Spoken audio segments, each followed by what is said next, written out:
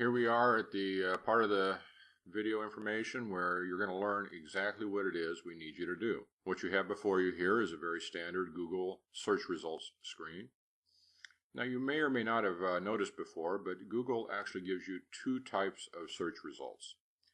In the area that's all white and blue on the left, starting here,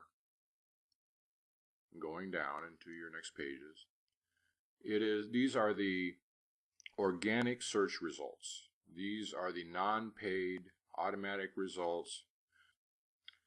The rest of the items, search items on this page, the stuff with the shaded background at the top and everything on the right in the right hand side column, these are all paid advertisements. Now when I say paid, they didn't actually pay to be where they are right now. They bid an amount so that they could get here, and then if you click on them, they have to pay. This is called Google's AdWords program. It's very, very big business. We are only interested in these paid ads. Now sometimes there's 1, 2, or 3 up at the top here. Occasionally there's none. So you'll just have to identify it by this shaded background or by the phrase sponsored links here. There's also the phrase over here. And you will note that if you go down the column, you can see more sponsored links. And they got bunches of them. Now the people over here probably bid something like 5 cents. And so they got shoved down to the bottom. But the people over here could be paying anywhere from that 5 cents up to, in some categories, $50. Yes, for a click, imagine. Well, we want to work with some of these folks over here, but it is not everybody who advertises that we're interested in. We need you to sort out who are the local advertisers.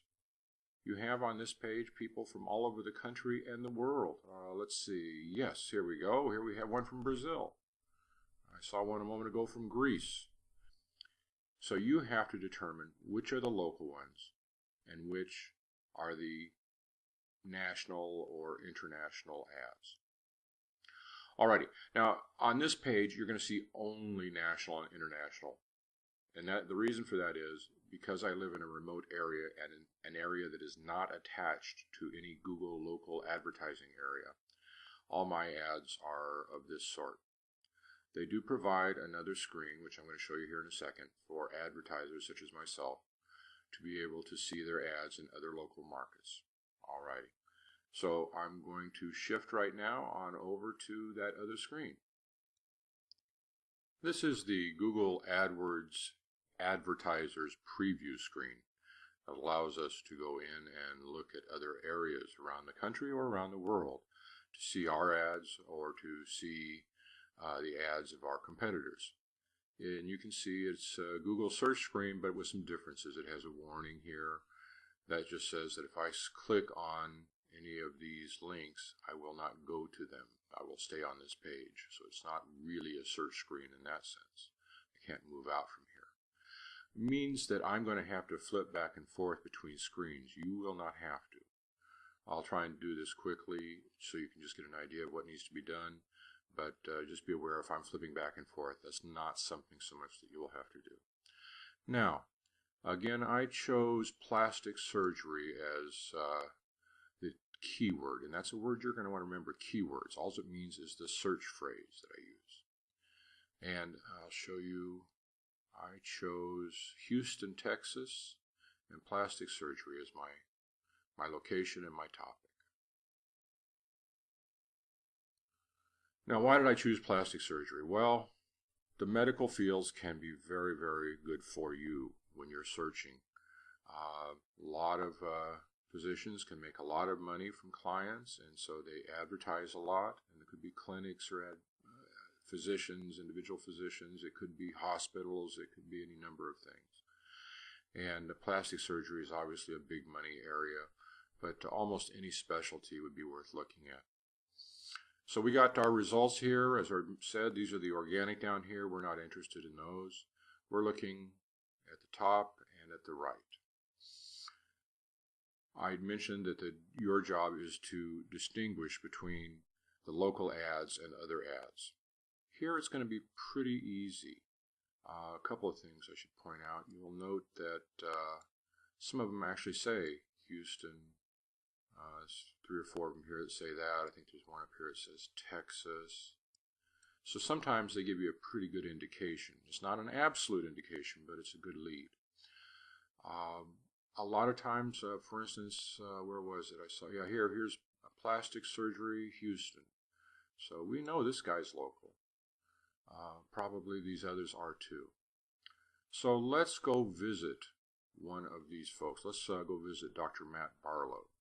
Now I can't click on it here, so let me just switch screens real quick. That's where I was before, and I already looked up Dr. Mark Barlow. Well, he makes it very convenient, because what we want is to know they're local, to get their name, address, and phone number and website. That's what you're after, those items. He gives it all to you right here. So, voila, we found one already. Very simple, as I said. And what do we do with that information? Well, there's 2 things you need to do. One is to prepare the envelope that will go out to him. And the other is to record this information so that we at AdWords Management Services have it and can attach that lead to you. So I'm going to flip to another screen. By the way, I'm flipping tabs now, and if you're not familiar with tabs, you really should be. Some people who are using older browsers especially don't have tabs, and so you open up a new window every time you go to a new page. This is much simpler. I use Firefox. I believe Internet Explorer 7 now has tabs. Always try and open up your windows in other tabs. For instance, in this case, you're going to want to have these 2 tabs right next to each other. Here's Mark Barlow. Here is the A.M.S. Homeworker Gmail account. This is the account I'll be using to communicate with you. And within that account, I'll be setting up a document like this one right here for you. And only you and I will have access to it. I will do this for each of the homeworkers who signs up with us. It'll have your name, city, and state. Then you see that these columns. By the way, if you've never worked with a spreadsheet before, don't be intimidated by this. It's extremely simple, as I'll show you here as we go along. These first 4 columns in gray are for me to fill out. When someone that you've included over here, and I'll show you that in a second, calls us, I will come over here and I'll type in called, interested, called, not interested, or whatever the appropriate phrase might be at that point, and I'll tell you what date that happened. If they call back and say, yes, we've decided we're going to go ahead with that, I'll change this to say sending check, or said will pay, or wants to join, or whatever seems appropriate. And then I'll give you the new date. And then when the money arrives and it clears, I'll go over here and say payment cleared, give you the date, I'll put in your amount and the date that we sent it to your PayPal account. Very simple. The stuff in the yellow is for you to fill out about each of the contacts that you make. Now you see there's actually a couple of them in another shade here, the darker shade. Those are things you might not be able to get, but if you get them, that's fine. So let's fill in the information. Well, before I fill in Barlow's information, worker ID. As soon as I build a new sheet for you, I will come over here and I will give you an identification. So let's say your name is Rosie Tanner. Well, probably a simple way to do it would be Rosie in Columbus, Ohio. Okay, so that will be your ID, something like that. I'll make it up. Now, we need to have that in every one of these. Every time you fill out something, we need to have that so that when I download this information to my desktop, your name stays attached to that client. And I'll just show you a quick way, a simple way, so you'll be able to save yourself some typing sometimes. You can just grab that corner and drag it down and fill those in.